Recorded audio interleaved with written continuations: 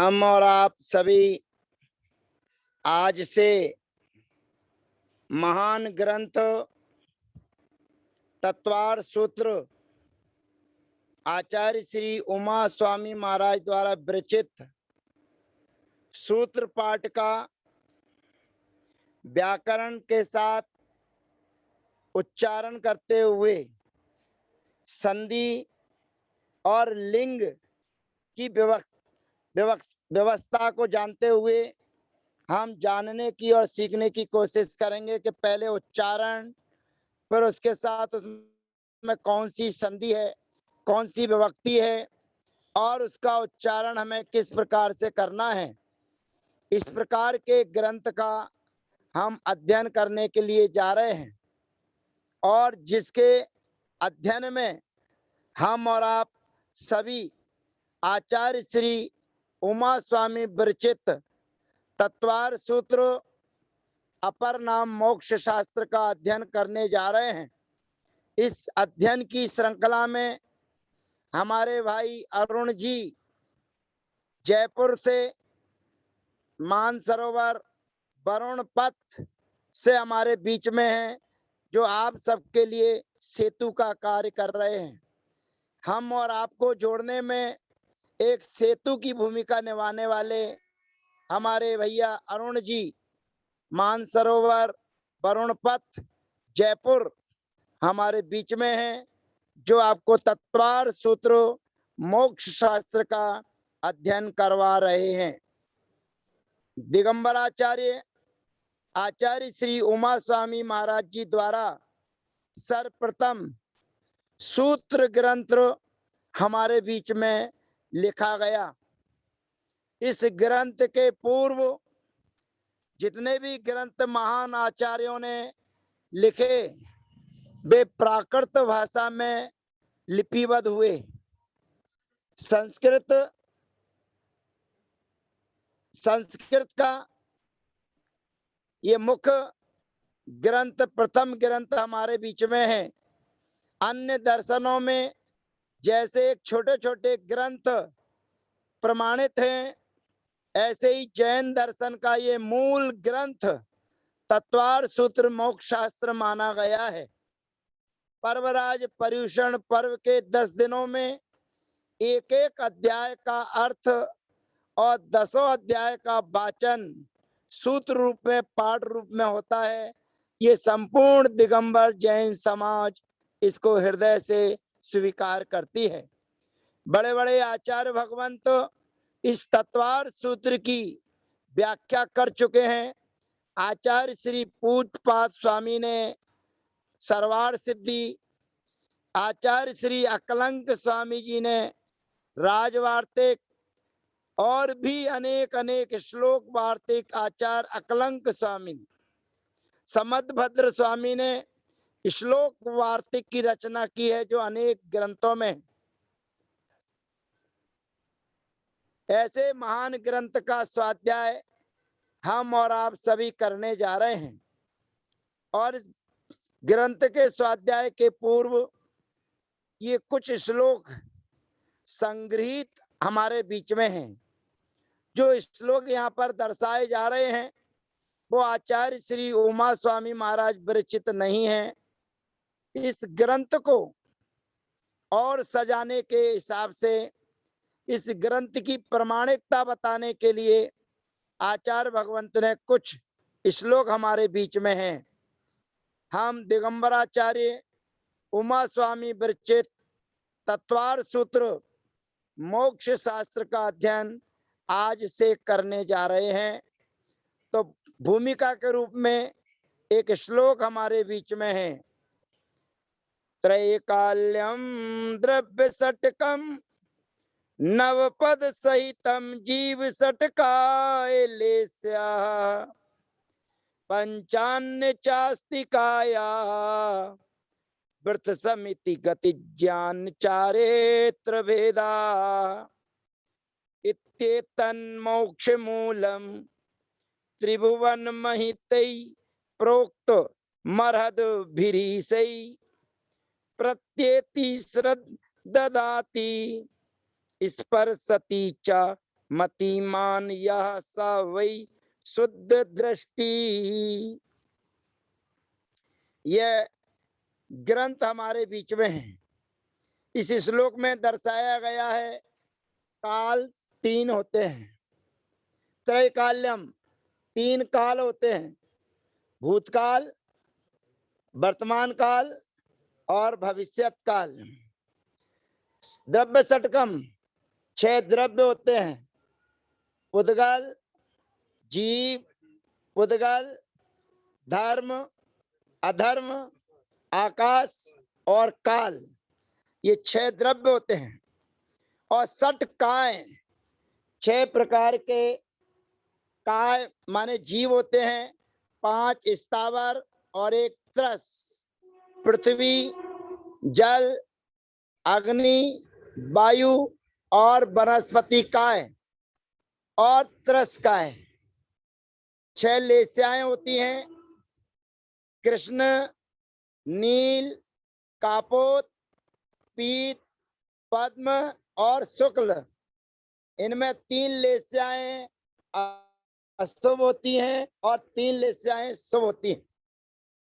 अब नीचे की लाइन अर्थ चल रही है पंचान्ने। अब जितनी भी चीजें गिनाई जाएंगी इसमें सब 5-5 रहेंगी। अन्य पंच, 5-5। जैसे अस्तिकाय, अस्तिकाय 5 होते हैं। जो द्रव्य 6 हैं, उन 6 द्रव्यों में काल द्रव्य को छोड़ दिया जाए तो वो अस्तिकाय कहलाते हैं। अस्थि माने बहुत, काय माने प्रदेश। तो जिनके बहुत प्रदेश होते हैं उनको अस्तिकाय कहते हैं। वे अस्तिकाय द्रव्य 5 हैं, जीव, पुद्गल, धर्म, अधर्म और आकाश। काल द्रव्य इसमें नहीं आता है। अब उसके बाद में फिर पंच, पंच को सबके साथ जोड़ना है। व्रत, व्रत भी कितने होते हैं? 5, अहिंसा, सत्य, आचौर्य, ब्रह्मचर्य और अपरिग्रह।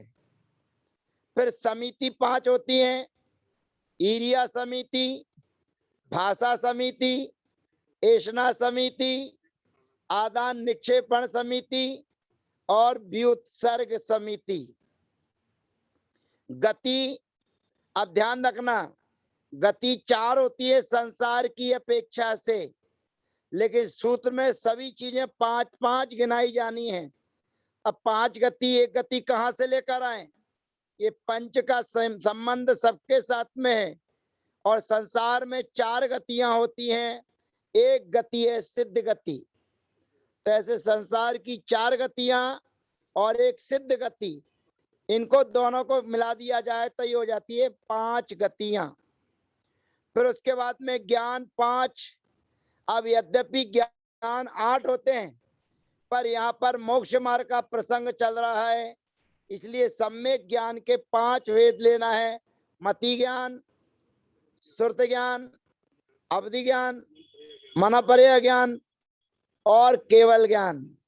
ये 5 ज्ञान हमारे बीच में हैं। फिर चारित्र भी 5, सामायिक, छेदोपस्थापना, परियार विशुद्धि, सूक्ष्म सांप्राय और यथाख्यात। ये चारित्र 6वें गुण स्थान वर्ती मुनिराज से लेकर 14वें गुण स्थान तक होता है। अब यहाँ पर जो जो चीजें बताई गई हैं, ऊपर की लाइन में 9 पद, ये 9 पदार्थ हमारे बीच में छूट गए। 9 पद माने 9 पदार्थ भी होते हैं, 7 तत्व और पुण्य पाप। इन दोनों को जोड़ दिया जाए तो 9 पदार्थ हो जाते हैं, माने जीव, अजीव, आश्रव, बंध, संबर, निर्जरा और मोक्ष तथा पुण्य और पाप। इनको जोड़ दिया जाए तो ये 9 पदार्थ हो जाते हैं। ये सभी क्या हैं? इति इति एतत् मोक्ष मूलम। इन सभी को जानेंगे तो आप मोक्ष के मूलभूत हैं। माने जैसे बीज बोने से वृक्ष उत्पन्न होता है, ऐसे इन सभी चीजों को जानने से आप मोक्ष के मूल जो सिद्धांत है उस मोक्ष के मूल को प्राप्त होते हैं। और ये कौन कह रहा है? त्रिभुवन महितई, तीनों लोकों में जो पूज्य हैं, ऐसे अरहद भी भीरी ही अरहंत भगवान के द्वारा प्रोक्तम माने कहा गया है। अरिहंत भगवान के द्वारा जो तीनों लोकों में पूज्य हैं, ऐसे अरिहंत भगवान के द्वारा ये कहा गया है कि इन सभी का जो श्रद्धान करता है, विश्वास करता है, प्रतीति करता है, श्रद्धाति इनका श्रद्धान करता है, स्पर्शति इनका स्पर्शन करता है, वह मतिमान माने बुद्धिमान है, वही शुद्ध दृष्टि, वही सम्यक दृष्टि है, ऐसा जानना चाहिए। यानी कि सम्यक दृष्टि कौन है? जो भगवान अरिहंत परमेष्टि के द्वारा बताए गए 3 काल, 6 द्रव्य, 9 पदार्थ, 6 काय, 6 लेस्याएं, 5 अस्तिकाय, 5 व्रत, 5 समिति, 5 गति, 5 ज्ञान, 5 चारित्र, इनका जो विश्वास करता है, प्रतीति करता है, श्रद्धान करता है, इनको स्पर्श करता है, ऐसा मतिमान माने बुद्धिमान जीव शुद्ध सम्यक दृष्टि है, ऐसा जानना चाहिए। शेष चर्चा हमारी अब अगले सत्र में आपके बीच में रहेगी। ये भूमिका संबंधी जानकारी हमने ली है, अब इसके भेद प्रभेद और हम आगे जानेंगे। तो यहाँ पर सबसे पहले हम संधि देखें कि हमारी संधि कहाँ पर की गई है। तो सबसे पहले पंचधन अन्य, यहाँ पर समाना सवर्णे दीर्घी भवती परस्य लोपम, ये पहली संधि यहाँ पर है, पंचधन अन्य। और उसके बाद में चाधन अस्ति काया, यहाँ पर दोनों जगह समाना सवर्णे दीर्घी भवती परस्य लोपम, यहाँ पर एक संधि हो गई। उसके बाद में इत्येतन मोक्ष मूलम, यहाँ पर संधि है इति एतत् मोक्ष मूलम। इति ई के स्थान पर 44 नंबर का सूत्र लगता है, इवर्णो या म सवर्णे नाचा परो लोप्या। और एतत् मोक्ष मूलम, यहाँ पर पंचमे पंचमास तृतीयान नवः यह सूत्र लगता है, तो यहाँ पर इत्येतन मोक्ष मूलम यह प्रयोग सिद्ध हो जाता है। उसके बाद में मरद भी ईसे ही, मरद भी धन ईसे ही, यहाँ पर 113 नंबर का सूत्र लगता है, घोषवत स्वरेशु। तो यहाँ विसर्ग के स्थान पर रा हो गया है, अरद भी ईसे ही, जो अरंत भगवान ईश्वर हैं यानी कि तीर्थंकर हैं, अरिहंत भगवान के भी जो ईश माने स्वामी हैं, ऐसे त्रिभुवन महिते ही तीनों लोकों में पूज्य, बस ऐसे अरिहंत भगवान के द्वारा प्रोक्तम माने कहे गए हैं। ऐसे ऊपर कहे गए द्रव्यों का, पदार्थों का जो प्रतीति करता है, श्रद्धान करता है, स्पर्श करता है, ऐसा जीव ही मतिमान माने बुद्धिमान कहलाता है, वही जीव शुद्ध सम्यक दृष्टि है, ऐसा जानना चाहिए। सह वही शुद्ध दृष्टि ही, वही शुद्ध सम्यक दृष्टि जीव है, ऐसा जानना चाहिए। तो आज प्रथम दिन हमारे द्वारा तत्वार सूत्र मोक्षास्त्र पर ये प्रथम श्लोक जो त्रैकाल्यम द्रव्य षटकम नवपद सहितम जीव षटकाय लेस्या पंचान्य चास्तिकाया व्रत समिति गति ज्ञान चारित्र भेदा इत्येतन मोक्ष मूलम त्रिभुवन महितै प्रोक्त मरहद भिरीसै प्रत्येति श्रद्ददाति स्पर्शति च मतिमान यह सा वै शुद्ध दृष्टि। इस श्लोक को हमने और आपने सुना। शेष चर्चा अगले सत्र में। तब तक के लिए वंदना। जय जिनेन्द्र। सबका यथा योग अभिवादन।